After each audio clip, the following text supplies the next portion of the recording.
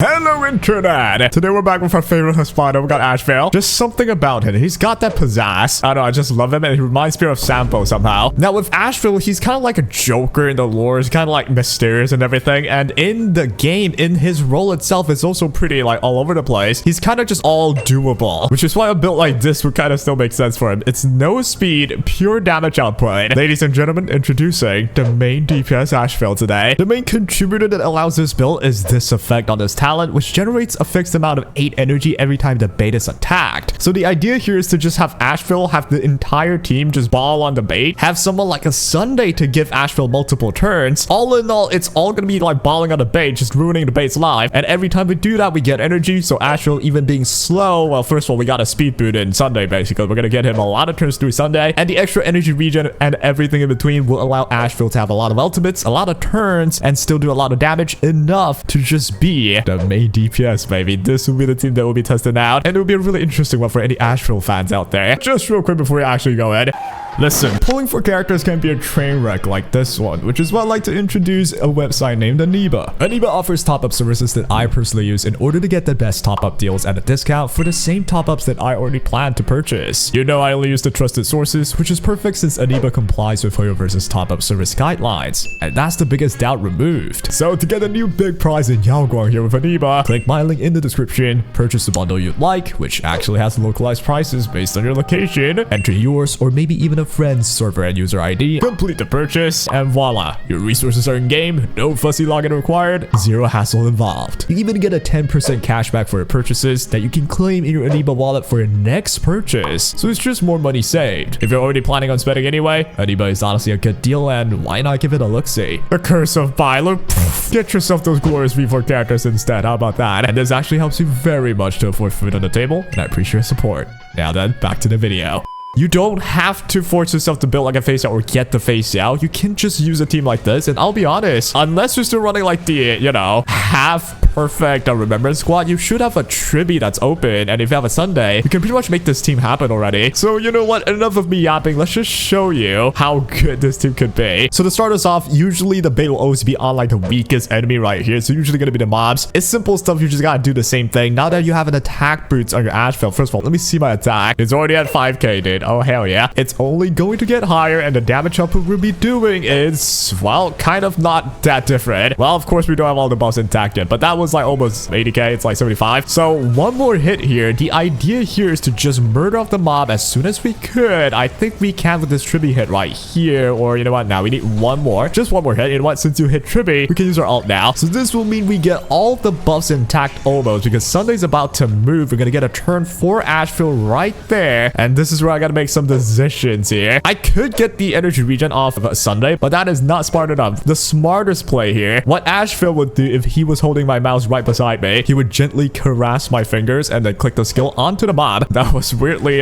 central. Right, that kills it. We did almost 200k there. That was pretty awesome. So now we get to do our ult, and by using our ult, it is actually our biggest hitting move. But while we only have 7 gluttony so far, we get more gluttony by landing more full attacks through his talent, right? Only 7 though, and we consume 4 per extra damage. So basically, it's not going to hit that hard anyway. We might as well just use it to put the freaking bait on the right elite here. So we're going to put it on this middle elite, and bam, that's 260k into extra hits of 700k. And this is without Sunday's buff still. And, well, more full attacks as usual. And now that we are lowered here, let me check if I like messed this up. Yep, I've not messed this up, right? 23 energy so far is on Ashveil. And then we get 40 energy regen if my target is less than 40 energy, which is what Ashveil has right now. It's less than 40. These are all a lot of nerdy math stuff, but we get 10 extra energy this way. So yeah, generate the 40 energy. Now we get the ult usage to appear. Now we have all the buffs truly. That's 300k per follow-up now from Ashveil. 300 over k from Ashveil. Okay. And you'll notice one thing right now. It feels like Ashveil doesn't take a lot of turns, but well, we're still doing enough damage because we have so many ult usage and so many follow attacks with him. So this build actually feels just as nice as like, you know, the speed build one, or just using face out the side. Well, the ultimate test though is to see if we can handle this wave right here within zero cycle. Face Out's team had no issues. It was zero cycle for sure, but I'm not sure about this one though. I'm pretty sure actually. finally, that we are able to do it. So we have our ult again because everyone's attacking so much. With 9 stacks of Gluttony here, that means 2 extra instant damage. That is probably just generally going to be the most amount that you'll have at once unless you have E2. But yeah, so let's dump that into this other enemy. It's 400k into 1,000,000 damage right away. The damage output is insane. We actually cleared it even earlier. That was even earlier than if I would have like a face out here. Of course, that's assuming I played it perfectly, but I don't think I played everything perfectly. If anything though, I do think this team is way easier, to be fair. Like, there's no calculating to be done. You kind of just click every skill you want to at the moment it glow up. So, and we got 10 Gluttony already. Oh darn, what the? Do I consume them with my ult? How do I already have so many back? Okay, I don't mind more damage, dude. You won't catch me complaining. All right, now this guy has the bait. Let's check out the damage output on this guy with the war armor broken. If I can get it to break. I don't think that's gonna happen now though, but the moment it breaks, the damage should be a lot higher than before. Now from before, I'll say this from my video last time that I uploaded, with face out in the squad and using a speed boot Ashveil that's not the main DPS, we're doing like about 1,000,000 damage after breaking war armor. So I'm really hopeful to see some more damage than that with this squad. All right, now we got a Tribby. I'm not sure what to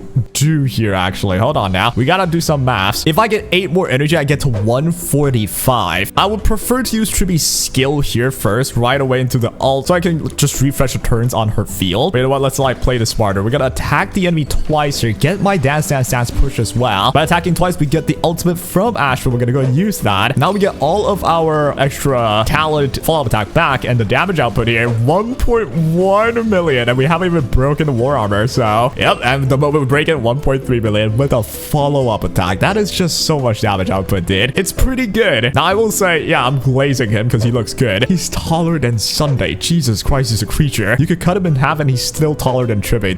Tribby in this team is just the funniest thing ever. She's protected by 3 daddies. That thing's like the most safe daughter of the whole world. Another turn with the Ashveil. Take a look at my stats right here. 6k attack. Oh, hell yeah. Overcap on crit. It's actually nice to have Sunday because you do get crit as well. I don't need the extra crit, but well, if you are lacking crit, that's the extra crit on the Ashveil that you need. He does need crit to function anyway. Plus crit damage as well is always nice. Yep, out the way though. Let's go ahead and get some damage. And we've broke the war armor, but not with the ultimate though, only the follow-up. So we could have done way more. Maybe even 2 million with the ultimate, I think. But yeah, the skill did 400k there. That's pretty awesome. I think we'll just destroy this boss with 1 more ultimate is what I would believe. But yeah, here comes the double chain attack, right? Double follow-up. 1 from Ashveil, 1 from Tribby, chaining Ashveil's again into the Soul Dragon. We already spent all of his follow-up attack chances already. However, we're gonna get his ult back probably in no time, I think. Damage coming in, and we get our ult, which might have been kind of a waste. Yeah, I could have been saved a little bit more, I think, but well, I've already used it, so whatever. Okay, now with 9 stacks of Gluttony, war armor breach, every ult attack. Ashveil, show me some damage output, baby. And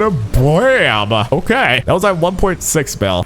Okay, I feel like for this boss, I gotta break the war armor, and on the turn that I break it, the numbers get inflated, right? Or at least exceptionally inflated. But hey, that was still 1.6 mil, you know, total. That's not bad at all. And we only took 1 cycle. This is like only coming into the 2nd cycle. Could we finish it within that time though, without going to the next one? I'm not sure about that one though. Here's the hope though. Here's the hope. We're gonna use our ult right here, maybe. If I could kill it, that'd be awesome. I should be able to kill it with this ultimate here without a doubt, right? There we go. That did 1.6 mil on that. What the crud? All right, this damage come in, which is just free energy for me. That's always welcome. Now we're gonna steal my souls here. I don't think we can finish it in 1 cycle. It's really hard to do that with this setup at least. If you want to like go for 0 or 1 cycle clears, you probably want to ditch the Dan Hang. All right, now we got Tribby now. One thing about this team, look at my skill point. I don't think I've ever gone below 4. It's always at 5 because genuinely who takes skill points here? Only Ashveil and only Sunday, I guess. But all of them will gain skill point right after using the skill. So it's like, are we even using skill point at that point? If anything, this game in general, like I feel like skill point is less and less pronounced. But maybe the Elation archetype will have a more like important emphasis on skill point though. Like right now, bam, we get it back anyway. It's like, what the crud? And guess what happens with Ashveil? We use our E and bam, we get our skill point back anyway because we hit the bait. Is there even a point in skill points anymore? All right, here comes the ultimate though. Damage wise, we shouldn't be doing as much as before, but it's always going to be in the